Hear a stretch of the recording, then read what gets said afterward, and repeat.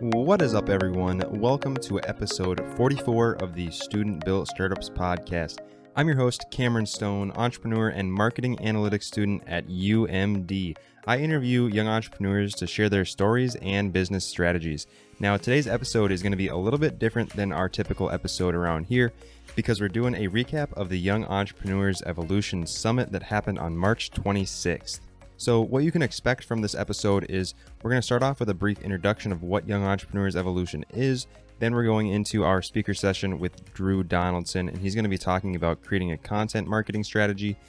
And then lastly, we're going to be going into Joel Wells' fireside chat where I interview him regarding his experience designing products and starting his business, Square One Creations. But before we get started, I want to take a moment to thank Drew Donaldson and Joel Wells for coming to the YEE Summit to share some of their knowledge with us that were attending.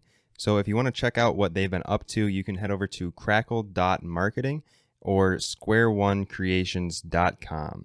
I hope you guys enjoy listening to what happened at the event and get a good sense for what YEE is trying to be. Well, everyone, welcome to the Young Entrepreneurs Evolution Summit. This is our first opportunity to kind of all gather in a virtual environment, representing several different universities and a collective of entrepreneurs with a globally minded focus to, really revamp the Midwest, with some energy and innovation. So without further ado, we'll kind of kick it off, and I will have Cameron go ahead and start pulling up the slide deck, and we can kind of get through this introduction. Once we get through the introductions, we will then go ahead and move to the second room. So real quick about the Run the World, we will have to hit that red door in the bottom left to go to the next section. And so once we finish this, we can just go ahead and smash that. And then we can go ahead and jam to the Keynote Speaker. Then we will do the networking session. And then we'll have a kind of a fireside chat panel. And then we'll go ahead and close it out. So I'm super stoked to launch in. So I guess, Cameron, take it away. All right. Well, I'm super happy to see that we have some more people rolling in. What's up, Damien? Caroline, Maddie, happy to see all of you here from UMD representing. So we're all here today gathered to meet from the Midwest and meet for the launching of the Young Entrepreneurs Evolution community. So I'm going to do a brief introduction of myself and get us rolling, sharing a little bit about what YEE is and what it represents.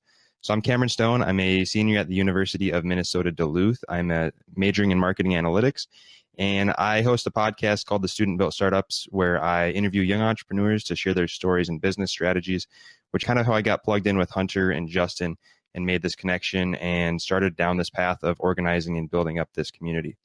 So you might be asking what YEE is. So our mission is to help young entrepreneurs find success through networking, guidance, and access funding within a collaborative environment. So we really want to emphasize the concept of helping young entrepreneurs find success pursuing their passions within entrepreneurship. And our vision is to really, transform the Midwest into this new frontier of innovation through a globally minded approach. So we want to leverage assets, resources, connections from other regions across the globe and bring some of their insights, their ideas, their technology, their innovations to the Midwest so that we can kind of revamp our entrepreneurial culture and really start making a jump to catch up to the other regions of the United States. So I'm going to kick it off to Hunter, and he'll share a little bit of like what YEE can bring to young entrepreneurs and kind of our value that we bring. Yeah, guys. So, kind of the three tenets that we really push is our community, connections, and collaborations. And all three of these things are so important on the entrepreneurial journey. Oftentimes being an entrepreneur is kind of isolative and kind of lonely. So it's really necessary to be surrounded by people that you're around. One of the reasons why I love organizations like this is because I live on this quote of you're the average of the 5 people you spend the most time with.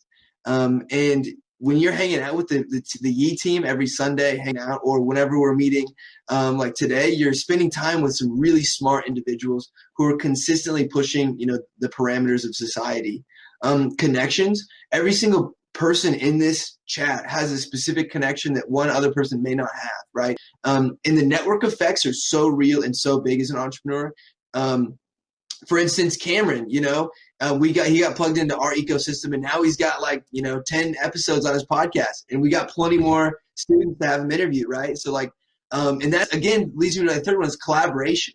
We want to build a community that others can, source designs from, or be able to, collaborate, say, hey, like, I'm not really, getting this piece, like, can you fill me in on some things? So if you want to hit it to the next slide, we can touch on the values. This is like one of my favorite things, right? Because each one of these things aren't just words. We practice these every time we're meeting, right? Every interaction you have with a representative of YEE, they have these 5 core values ingrained in them. So rule number 1 is reciprocity. Core value number 1, not necessarily rule, but this is so important because we want to make sure that we're giving back when we take things. That's the underlying foundation of business transactions, networking, relationships, friendships, all that's so important to be able to providing value back. And then we got SEO, which is support each other. This is a huge cultural shift of like, when one person is successful, the other person is successful, right? And that's definitely shared success. Each person in Young Entrepreneurs Evolution wants to see everyone else succeed. And so we are constantly celebrating the small wins and the large wins because those matter, right? FTJ is kind of an acronym for Fuel the Jet. This describes action. It's a fun thing, right? FTJ to the socials or whatever that means to you, but it's taking action, which is such a core piece of being an entrepreneur. Everybody has ideas, but not everybody takes action. So that's why, that's an important piece. And then innovation is up there because, we live in a huge time of disruption where things have changed. The next 10 years just got shoved off a cliff. And now we have to adapt, especially as the young guys who are transitioning into, the workforce and whatnot. We have to figure out how we're going to survive and adapt. So with that, I will have you run to the next slide. Wonderful. Hunter, well said. Absolutely agree with everything you just said there. But hi, everyone. Hope you're ready to bring the energy today. Seriously, let's get some hype in the chat. Let's get excited because you're about to have the most fun you've ever had on your laptop since Balloons Tower Defense as a kid, right? I'm talking super monkey action, right? Guaranteed. So my name is Justin Krug. I'm a senior business student at the University of Nebraska at Omaha. And I'm also the president of UNO's Collegiate Entrepreneurs Organization. And that's how I kind of got plugged into all of this. Really excited. This past fall, I was named the 2020 Outstanding Chapter Leader of the Year at CEO's 2-day global conference. And what I really credit that to is just kind of expanding outside of campus lines and getting plugged into some other communities, right? And that's something that I think Hunter did a fantastic job just now explaining. But for a moment, I want to reiterate a couple things and bring up why community matters and really why you should invest yourself in it.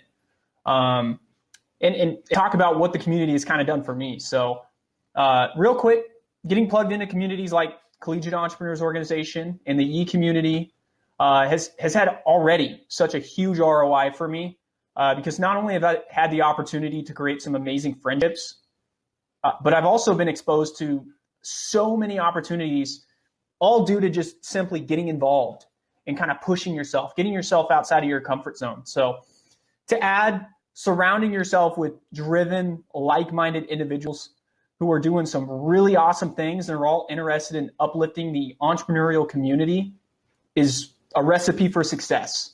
I think, Hunter, what you said, you're the average of the 5 people you hang around most. I love that because I really think it speaks to what I just hit on there. And it's contagious, right? You're surrounding yourself with a group of like-minded individuals that are all working hard. So on one of your days where you're not as motivated, if you're in this community, it's that push right off the diving board that you need to just say, you know what, got to work hard another day, got to keep doing some awesome things. So, and I love this too, is you can only go so far if you're a solopreneur. So don't be a solopreneur, get involved, right? And as you're hanging out in the crowd today, I really challenge you to get outside of your comfort zone and connect with people. And I think that won't necessarily be a challenge for most of us here because this is seriously the first step for the 20 of us that are here today. Like, well done. You're halfway there, but really take invest yourself in this opportunity, this educational opportunity, and the networking opportunity coming up. But if you can't tell, I'm really excited to be here and to be a part of such an interactive community and to take part in the first ever YEE Summit. Wow, yeah, get some hype going in the chat. That's incredible. But there was a lot of work that went behind the scenes to make this event possible. So please, if you haven't already, thank Hunter, thank Cameron. They did a fantastic job. I'm just really excited to see it come to fruition and to play a part in this. But anyway, I can't wait for the knowledge that I'm going to gain and walk away with after today's summit. And I'm really excited to rub some elbows and meet some of you guys too. So with all that said, I've got one more quote, and that's the long game of staying busy now will pay off. So keep investing yourself in communities like this, getting involved, working on the cool stuff that you're working on. And with all that said, I'm going to hand it back to Hunter so we can get this party started. Yeah, guys, I want to do some honorable mentions and some shout outs because, you see 3 of us up here, but there are, at least 15 other people who have put in time, effort, met several, for the last 2 months, every Sunday, back to back. And so like Nick, Lauber, like all you guys are in the chat. Like, I wish we could see all you guys' faces because, we are the community, right? Like, YEE is a community built by the community for the community, right? And so that's the biggest thing. And there's 20 people in here now, right? But I think as we go and we start to build and grow as an organization, and we get our ducks more aligned with the future growth strategies, I think you guys are going to be excited to be in on the ground floor. So with that, I think we can go ahead and we can get excited for our next keynote speaker, Drew Donaldson. So I'm Drew. I am myself a serial entrepreneur. I am a home brewer, and I am a partner and chief strategy officer at Crackle Marketing. Crackle Marketing is a really unique marketing agency. We only serve small businesses. So whether you're a solopreneur, a small team, or a startup, we're really a marketing firm designed to work with you. Today, I'm going to try to teach you how to launch your first content marketing campaign. First thing you're going to do is plan and prepare.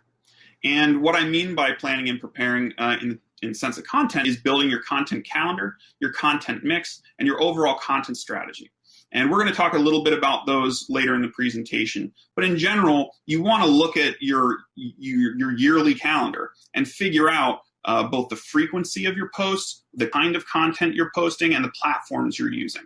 You really want to also include any targeting. So are you going to target different subgroups of customers in certain months?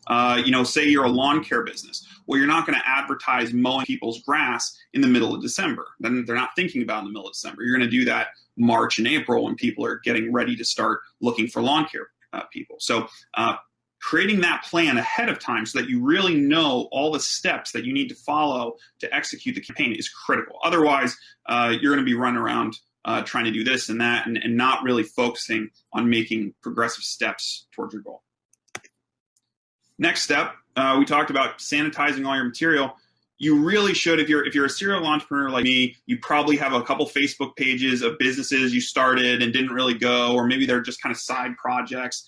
And it's really tempting to look at one that has, 200 subscribers or 300 fans and think, oh, well, I'm just going to cannibalize that. I'm done with that business. I'm just going to change all the branding. I'm going to keep all the followers, and I'm just going to start promoting stuff there. And you might think, well, why would that not be a good idea? And the reason is because the people that joined that group joined under a different pretense. Maybe if your business is similar enough, for example, when I started offering less media services and more consulting services, I was able to keep my page and just adjust my service offerings. The concepts that I was still presenting to clients were very much the same. It was just a slight change in service. But if you had a cheese store first and now you're starting a canoe shop, those are two entirely different groups of customers. And just because someone liked you over here does not mean they're going to now like your new canoe shop.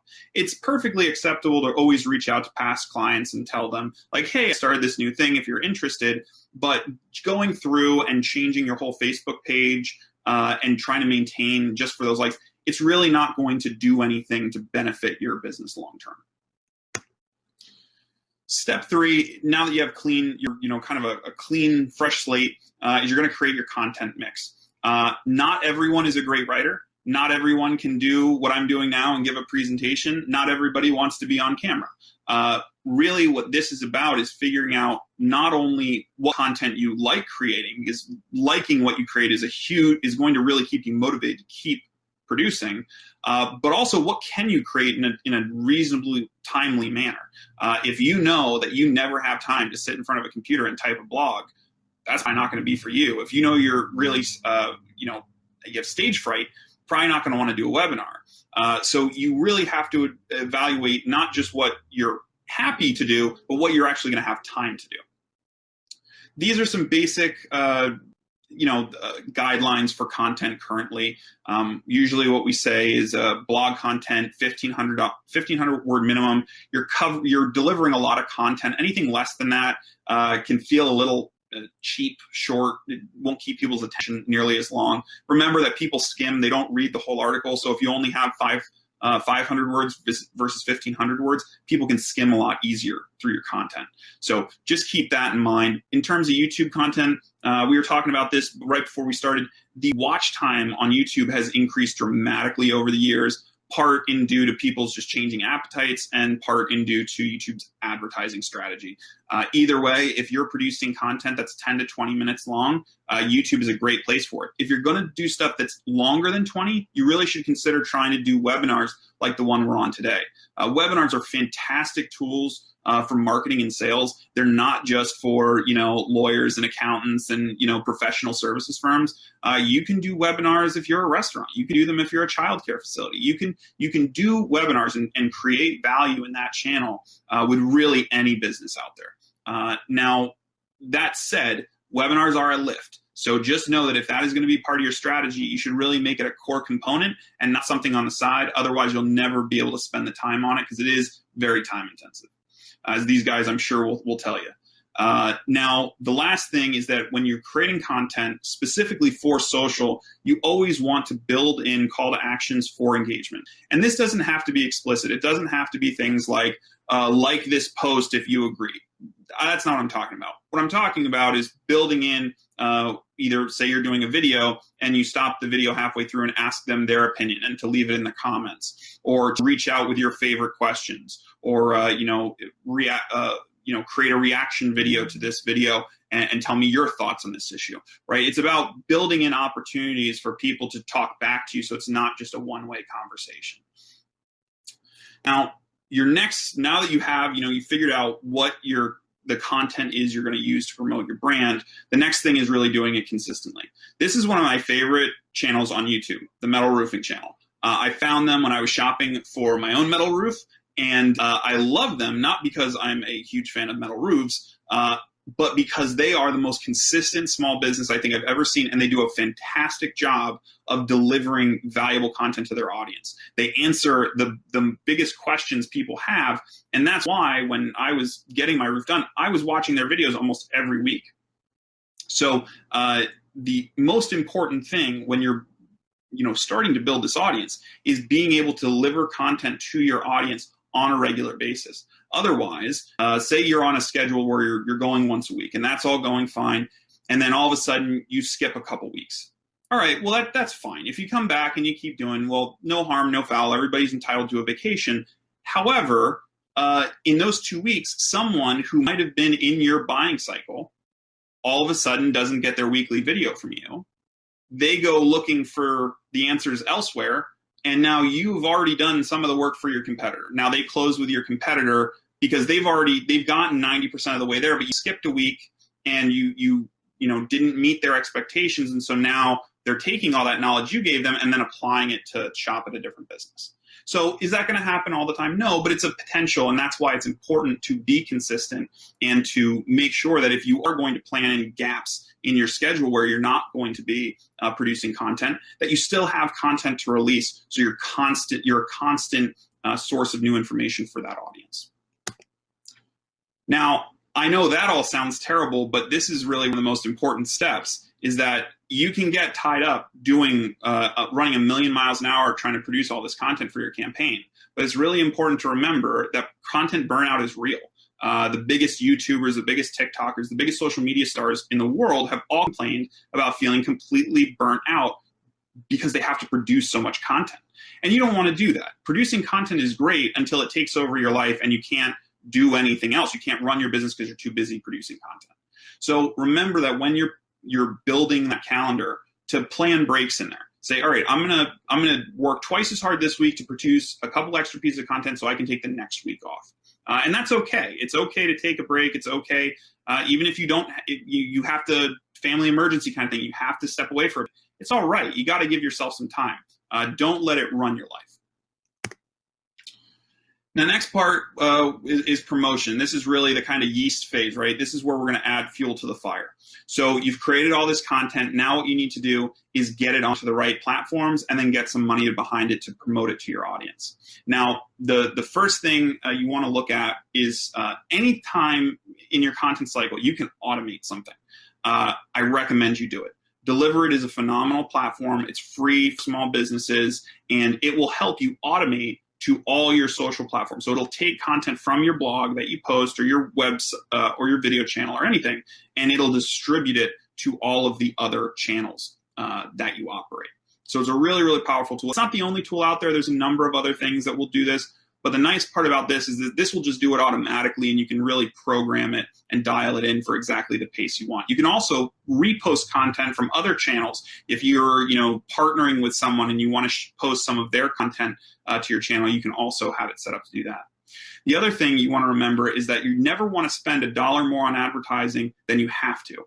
You always want to think about advertising as something that's lean and mean in your structure. Whereas I want you to be have a glut of content, I want you to be really stingy with how you spend money on advertising. And the reason is that you don't need to dump tons of money behind one ad just to see it fail. You really want to make sure that you're taking money and running multiple tests and iterating on those tests so that you're getting the best result possible. So when you're looking to set up a campaign, make sure whatever creative you're using, you're getting the targeting from multiple different groups, running that same creative and seeing how it responds, and running it for not a huge amount of money. I had a friend in New York. He's a very I don't know what you'd call him. He's like a social media guru, I guess is the best way to put him. And he has pretty much figured out how to set up ad campaigns so that they're able to be optimized over and over.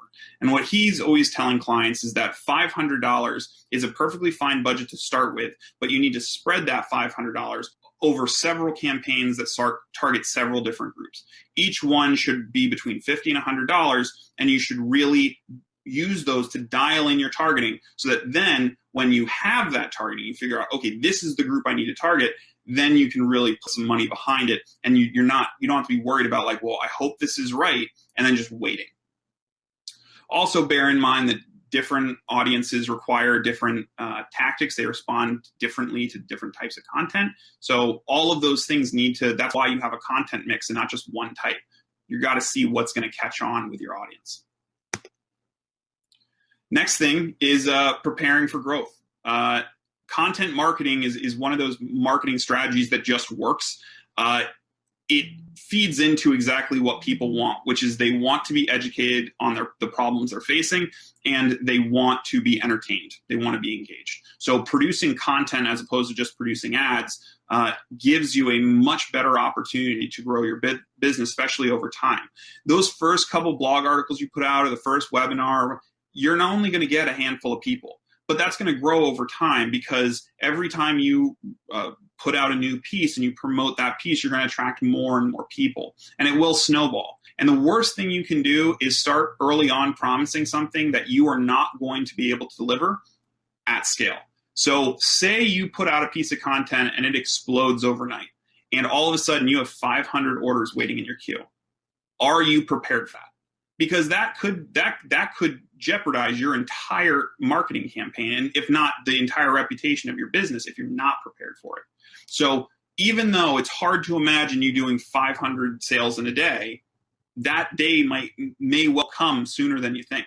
And so you need to be prepared for that, so that anything you're putting out there, any promises you're making in your content, you should be able to deliver day one regardless of scale. Okay. Next is the all-important monitor and analyze. So just like we're going to take a starting measurement on the beer. We're also going to take a starting measurement on your website and on your channels. We want that snapshot to really be able to tell where we're growing and how we're growing. And then every time you launch a piece of content, you need to carefully analyze it. Did it do better than the last piece? Did it do better with a certain segment? How did the ad spend look? Did you have to spend more money on this or less? How many leads did that piece of content generate? So you really have to analyze at a micro level each of those pieces and start tweaking those knobs so that you really get it. You really get your strategy dialed in. This is one of those things that can really, Google Analytics is not anybody's friend the way they designed it. It can be a real bear to digest, but take the initiative, take a few classes from Google to learn how to use the tool. It really will help you optimize your plan moving forward. Last step is now that you've created all this content, so you have tons of blog posts, you have tons of videos, you have all this great, rich content that's now sitting on your site. Now is the time to take those shorter form pieces of content and put them together into longer form lead generating pieces. So if you did a series of blog articles that were reviewing a product, right? You're going to take all those, you're going to bundle them together, and now that is going to be your buyer's guide, your 2021 buyer's guide. Say you had a series of webinars all teaching your audience about one particular topic. Bundle those webinars together, and now there's a free course for you. And now the reason why you're going to be able to collect leads on this content better than the short form content is because you're delivering an increased value, right? Anytime someone engages with content, it's always because there's something valuable in there.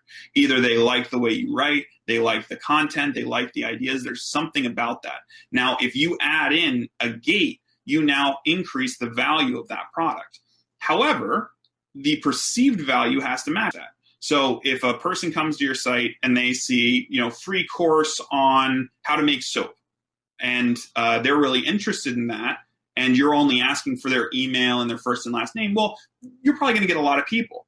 If that same person comes to your landing page and they not only have to do their email, first name, and last name, but they have to do 10 other different fields, they're probably going to think, well, is it really that valuable? I mean, they're giving it away for free and they want all this information. I don't want to be tracked. And then they're just going to walk away.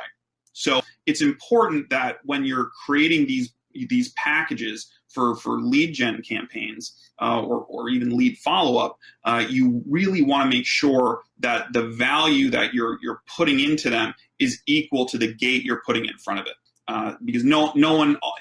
Also, you don't want to deliver something that's of shoddy value either. You don't want them to give you your information and then download a 3-page ebook with, just a copy paste of your blog, right? That's not a good experience either.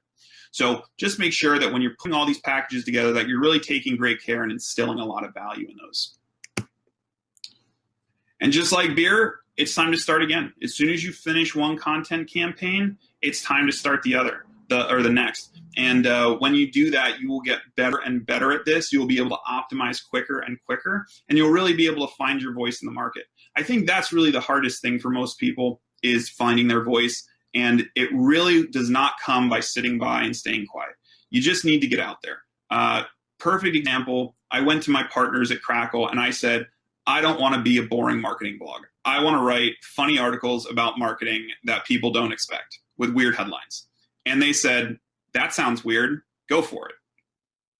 That's the kind of attitude you need to really step out there and take risks and be yourself and write from the heart, because that in and of itself is a differentiating factor. That's what makes your business unique to you and not your competitor. So, really try to be brave when you're facing down this dragon, and best of luck to you. Well, first I want to say, I'm super happy to have you here, and I'm very thankful for you giving up some of your time to share some of your knowledge with some young people. So yeah, I don't know what I know, and I don't know what I don't know, so I'll just do my best, I guess. Hey, we're all in the same boat, so we all know what we know and don't know what we don't know. I have no idea what I'm doing. Just roll with it. We're just gonna chat. So maybe just, share a little bit about your background, such as your education, work experience, and kind of where your entrepreneurial kind of journey began. Yeah. So I guess I'll start with the entrepreneurial journey. I've always kind of been this way. as soon as I got a car, the first thing I did was fill the back with skateboards because I used to skate a bunch.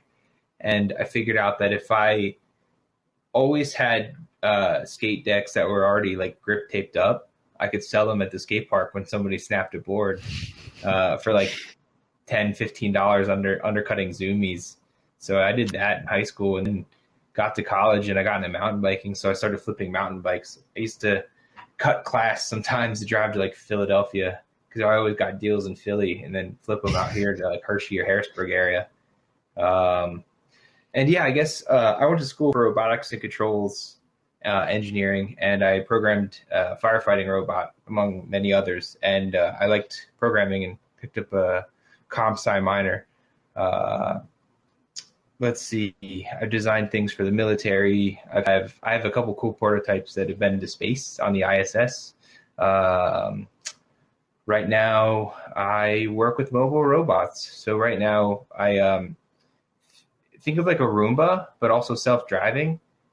And will go around obstacles, but then also big enough to hold a Prius. So like the car.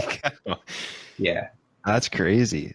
Man, you were hustling when you were younger. I could see Hunter getting out there and selling some skateboards at the skate parks. He's a skater.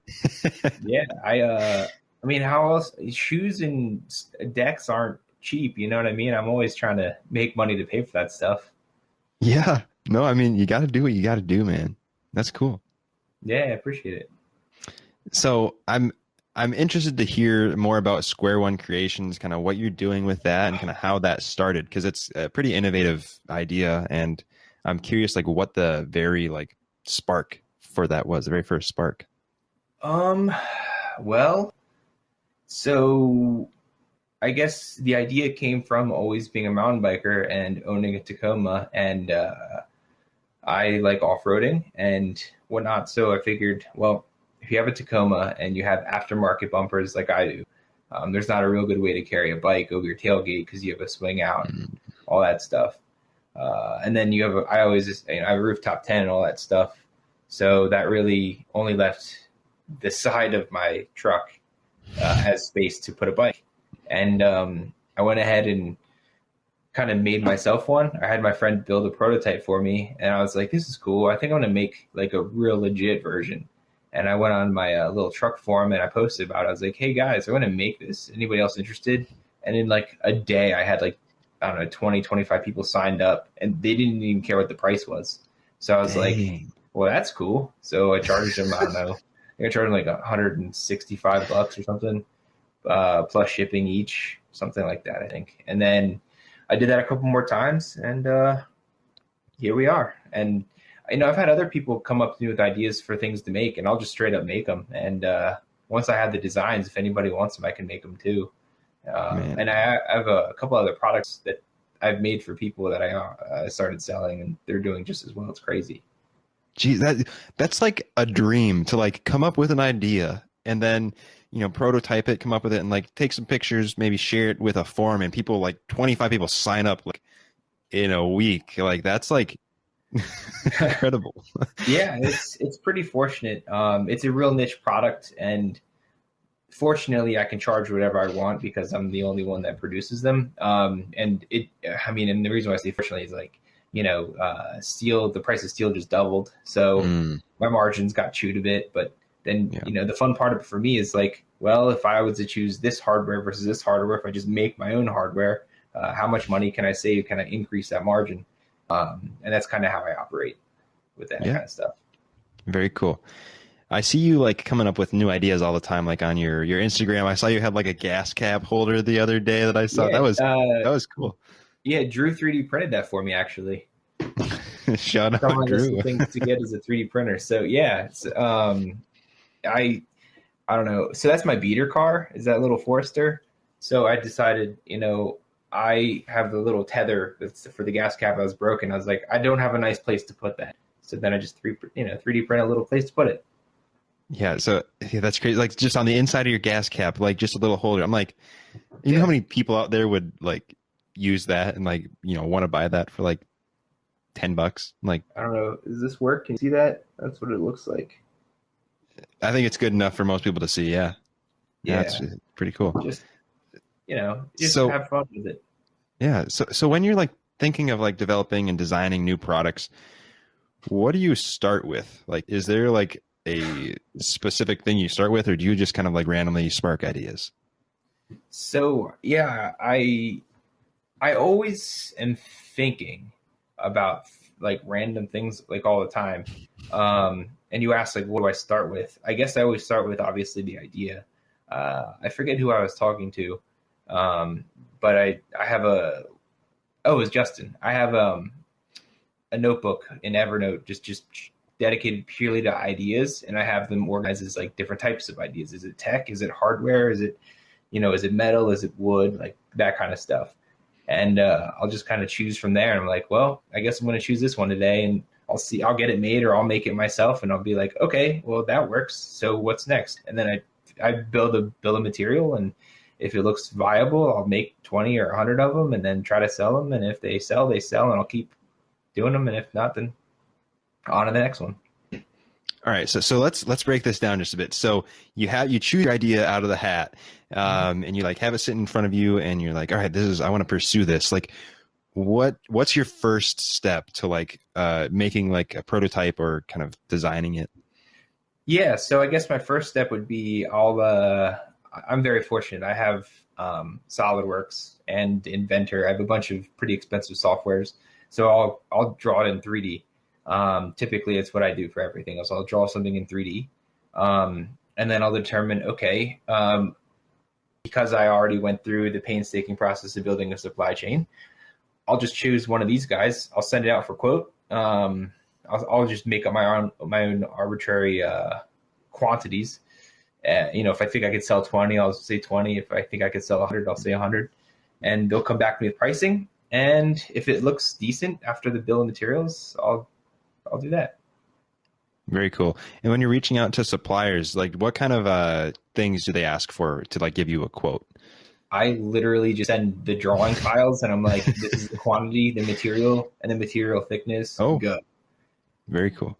And it's cool because the more time you spend with vendors, the better price breaks you get, and they'll be more lenient with stuff. Like I had this one that I must have had the guy requote it like 6 times because I kept finding little like improvements here and there to like bring the cost down and all that stuff. And yeah, it's actually funny. The guy that I talk to the most, his name is Joel also.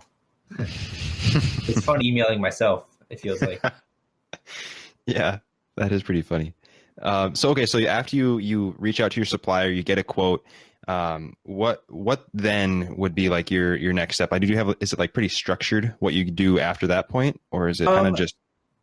Yeah, so I'll figure out, like I said, what I'm going to charge for it, what my margin is. I like above 50% margin at least, as like a starting point with anything, just because I'm not paying myself yet.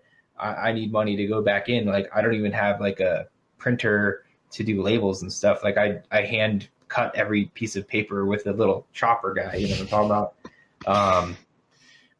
I'll actually go to CAD and I'll figure out, and I'll open up like Uline, right, for packaging, and I'll figure out what my box size needs to be, and I'll drag my model my model part into my Uline box. I'll be like, oh, that's cool. I can use this size box. Okay, I know the approximate weight of both because of CAD, and I can figure out my shipping costs to California. I use my one buddy's address in San Diego for everything. I'll be like, okay, I can charge this for everywhere. If it goes to California, it won't cost me anything. It'll break even. But if I ship it to the East Coast, it'll be like I'll make an extra $10. You know what I mean? I guess that's the next step, and then yeah, I guess I just kind of make it from there. Very cool. Very cool. Yeah, that's one thing that I feel like a lot of people miss out on, especially when they're newer to entrepreneurship, is like the whole shipping, like materials, the shipping process, cost. It's something that kind of sneaks up on you, especially with larger stuff. Listen, I'm shipping 30-pound boxes all the time, and they're not cheap, but you need to make sure you have a good shipping partner too, and also have like I use Shopify. And Shopify gives you discounts on labels that are unreal. Not to mention I have a hub right next to my house, and I'm friends with all of them too, so it really helps out. Yeah, I heard great things about Shopify. Like I've never heard a bad thing about it. So The analytics on them are worth it. $30 a month I pay or whatever. It's crazy. Yeah. So we've kind of talked about the process of like, designing and like, getting a product made and what you do after that. So I'm kind of curious of like your mindset when you're thinking of designing a product. What do you like keep in mind as far as like user experience, the way it looks, the way you interact with it, that kind of stuff? Yeah. So when I'm designing a product, the first thing I think of is like, what purpose is the product? Does it actually solve a purpose? Does it solve a problem? Because then if it does, then it kind of does sell itself. I don't have to do much. Mm-hmm. How easy is it to install? Is it user friendly? Is it pretty intuitive? And overall, does it look nice? Because at the end of the day, what I've been making are like things that look nice. I even made this shirt more for fun, but like it's more or less just, is this something that I talked to Drew about this when we were playing golf the other day, and it was like, if I want it, other people might want it, so I might as well just get it made and make it, and then make it to the best of my ability, and then try to sell it. Yeah, I mean, I think that's always a great place to start with is, making something for yourself and kind of solving your needs, because there's so many people on the planet. If you have a need, it's likely that somebody else will have that need too. Right, exactly. And that's worked out so far. So when you're designing a product, do you ever do like kind of tests and then come back and iterate and then do like customer tests, that kind of stuff? Yeah, certainly. So the first thing I do, and I don't know if any of you guys are engineers, but if you have a Solidworks computer and you have a hard product business, they'll actually give you, I have like 90 grand of software for free from them, which is super nice. They have an entrepreneurship program that a lot of people don't know about. So I can run computer simulations. I can run static and dynamic load studies on my parts to see, okay, here's how much stress they can hold until they break and all that cool stuff. But before I sell a product or even try to market a product, which I don't really market anyways, is sorry, Drew. I actually I get prototypes made, and I put them on my truck or whatever it is and test them out. If they're cool and I like them, then I'll proceed. But I probably like a couple grand in prototype parts just laying on my workbench because they weren't up to snuff, or they're like old versions of something. And the more that you iterate, the better yield you can get and on like materials, which is going to save you a lot of money. So like I like to make my parts as modular as possible so that one part for one side will also work for the other side and vice versa. Yeah. And one thing I want to touch on was that the software that you mentioned. If you want to maybe touch on that one more time, as far as I think you said there is like a foundation or a company out there that gives entrepreneurs stuff. I use SolidWorks. It's the leading CAD software. I used to teach it back in the day. And it's 3D CAD. I mean, it's the best. It's definitely super user friendly too. I mean, the cheapest license that you can get for yourself is like $5 grand. But I have all the simulation stuff, so that's why I have like that much in software. But they themselves as a company have an entrepreneurship program where if you have a LLC or and a website and you actually produce like a hard good, they'll give you a year free. So that's what I've been doing. Very cool. I think there's a lot of people that'll listen to this that will probably find that interesting, because I've never heard of a company out there that kind of did that for entrepreneurs. That's really cool. Yeah, it's really nice. The only thing is you need to have a beastly computer and a beastly graphics card, and those are hard to come by nowadays. Yeah. I'm assuming is it pretty tough to learn how to use properly as well? Or it's not too bad. They have YouTube videos for it all, you know what I mean? I've been using it for, I don't know, how old am I now? 74. So like, I don't know, 8 years, probably. All right. So don't worry, guys. The robotics engineer says it's easy to use. So well, I used to teach it. I used to teach it to other engineers. So gotcha. If they can figure it out, it's probably not too bad. Very cool. So when you're looking for like new problems to solve, do you have like a way that you like look for problems? Like, is there a way you go through the world? Do you like go looking for them, or do they just kind of find you? The latter. I guess I'm just really curious about everything. Like I have too many hobbies. Everything's really interesting. Like I got into photography because it's a puzzle. I don't know how half that stuff works. Or snowboarding is super fun because it's like a new way to move your body down the mountain without dying. No, but the way I see it is just pay attention. Just if you just pay attention in normal life, like I don't, you can probably see right here. Like I'm working on a couple other ideas right now, just out of that. I found a problem with it, like a certain thing, and I'm like, well, I could probably make this, so I'm going to. And hopefully it solves it. And if it solves the problem and it's viable, then I'll sell it and keep going from there.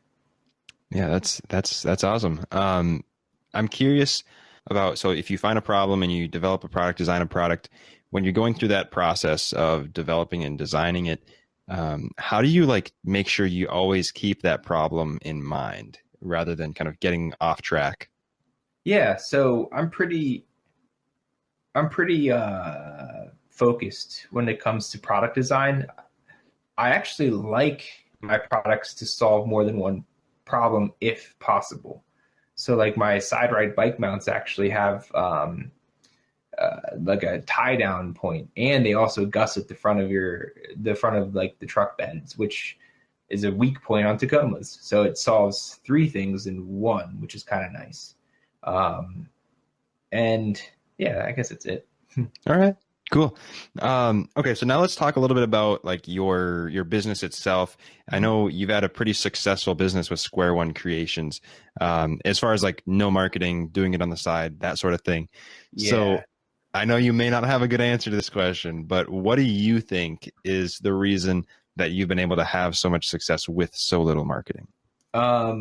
Yeah, so I actually was curious, and I looked it up, and I spent just under like $90 on like marketing. And by that, I mean, I took product and shipped them to like YouTubers that I liked, and just their shout outs alone, it's crazy. I sold like 101 product just because of one YouTube video, because the guy has a pretty good following. And I don't know, I have a niche product. You just create really niche products that nobody else has. I know it sounds like dumb to say that, but like if you just have a good idea and follow through, anybody could do it. Again, this laptop is literally sitting on a book that says Starting a Business for Dummies. That's actually how I use this book, is to prop this laptop up. Yeah, I've been there with a few of my books for school. It seems like they commonly get used as laptop risers. So those econ books, right? Yeah, actually. Yep. Yeah. So this is gonna be a fun question here. So what was your biggest like learning? As Emily said, same here. Yeah, it's a vibe. What is your biggest like learning moment from a mistake that you made during your process of starting your business? So I'm pretty meticulous with things. I think one of my biggest mistakes is pricing products too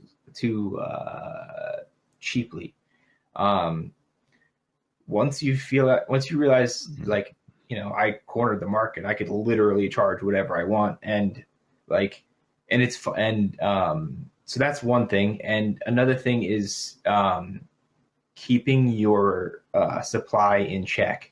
So I work with a number of great vendors, and they get busy too.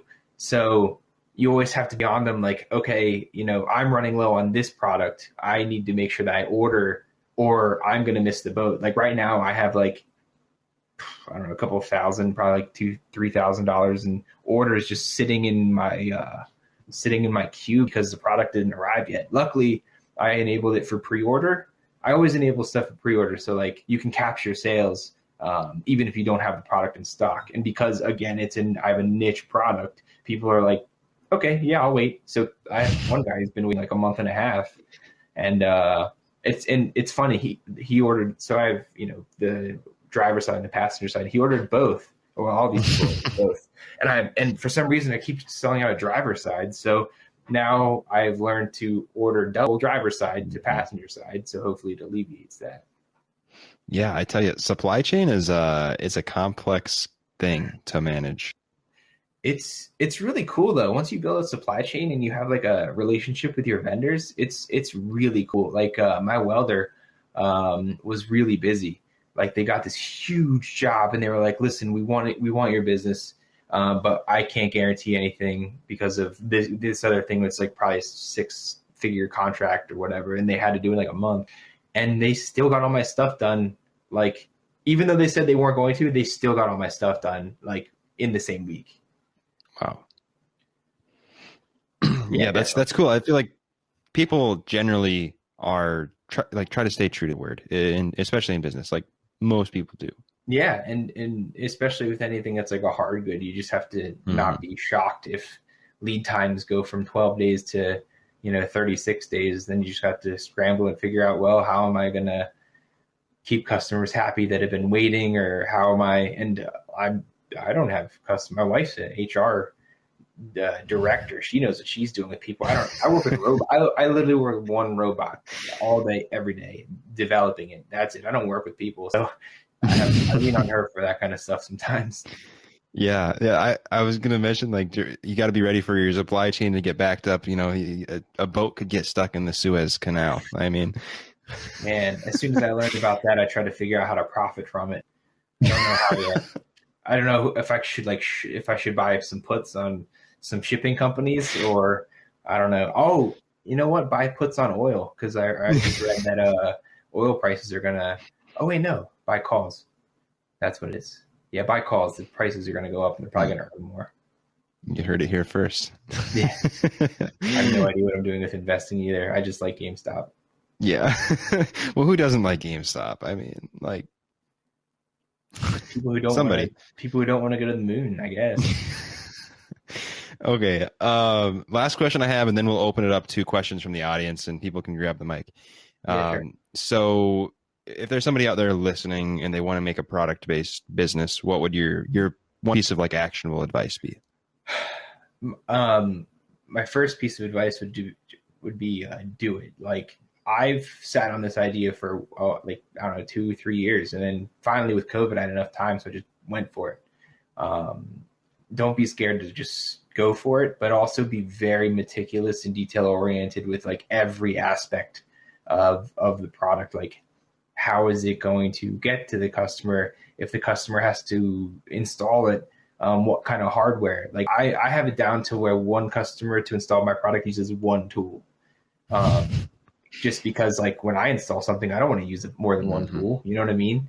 So it's just, you got to keep all of those aspects in mind, especially the perspective of your end user, which obviously they're going to pay you, hopefully. And just make sure it's smart and it's better than any sort of competition out there. That's basically sounds like some really good advice, and stuff that's very useful. So you know better than some people though, so that counts as something. Maybe like, I don't know, maybe like my dog, maybe a little better than him, but all right. I see we have a question in the chat. So where are your suppliers located? How long are your lead times from outside of the country compared to suppliers inside of the country? Yeah, so it's funny. I am a domestic only company. I don't do anything outside of the US. All my companies, I like to stay local. So I have like my own business moralities and whatever. And it's not that I don't like China or overseas. I mean, I'm half Filipino. So if I could figure out how to pull in my Filipino family, I would. But, and not to get off track, but I actually accidentally started my friend's business. He's doing really well. He should probably be on here too. Because I showed him Alibaba, and he figured out a really good loophole on how to import products into the U.S. and keep them cheap. And he does a lot of business by volume, not by markup, which and good customer service. But anyways, all my suppliers are within a driving distance of my house, which is super nice. Like I said, my shipping hub, which is FedEx, UPS, and USPS, is literally a minute from the house. And all my fabricators are really, really close by. And here's another thing. If you have a shipping company nearby, talk to them. I get Uline products shipped to them, and I don't pay for any of the, freight shipping that you have to pay with the Uline. You know what I mean? Wow. So like just make connections and you can save a bunch of money. It's easy. Well, Yeah, I think it's easy. That's what it's about, is, I mean, connections. That's kind of why we're all here today. There's a software called Alignable that I've been invited to a bajillion times, and I joined on to it like when I first started. And it's funny, I actually get to see like my vendors now, they're adopting that site too. And I think it's to like build local communities of makers, which would have been way easier to build a supply chain. But I don't use it, but it exists. Sounds, if you want to build it. Sounds like a very innovative kind of platform. Yeah, it's cool. I already kind of had that idea. I just can't execute on it because it already exists now. Yeah. We have another question here from the chat. So what advice do you have about the transition from prototype to manufacturing? Yeah. So when you're going from prototype to manufacturing, I think the biggest thing is the ease of manufacturability. So when I design things, like when I design products for the military, I had to design them with the people in the warehouse next door to me building these things. So when you design something, it's just because you can design it in CAD doesn't mean it can be manufactured cheaply. That's the biggest thing. So if you can design it in a way that's easy to manufacture, that'll save you money, that'll save whoever's manufacturing the money, and that's what you want your prototype to also encapsulate. And then also you want your prototype to be as close to the final product as you can. And then you want to test that sucker out. Like you want to try to break it or something. You know what I mean? I think that's good advice, trying to break it. I mean, with anything you do, I feel like that's going to be a good piece of advice. Try to break it, and if it withstands, then it's good. Yeah. So when I put something on my truck, I take it off-roading, or I literally, like, when I move my parts on my vehicle or like the side ride, the entire truck moves. If it's, my mountain bike's one of my favorite toys. It's like, it's very expensive. So if I'm going to expect other people to trust that product, it needs to feel beefy. It needs to feel sturdy and strong that they trust it. So it's got to have I guess the prototype has to have the end feel also. Well, that is it for today's episode, guys. I hope you enjoyed listening in to the YEE Summit to hear what it was about. If you're interested in learning more about Young Entrepreneurs Evolution, head over to youngentrepreneursevolution.com or follow us on our social media accounts, which will be in the show notes. I'd really appreciate you guys checking it out. And lastly, I would really appreciate a review on Apple Podcasts for the Student Built Startups podcast. Thanks again, and I will catch you on the next episode.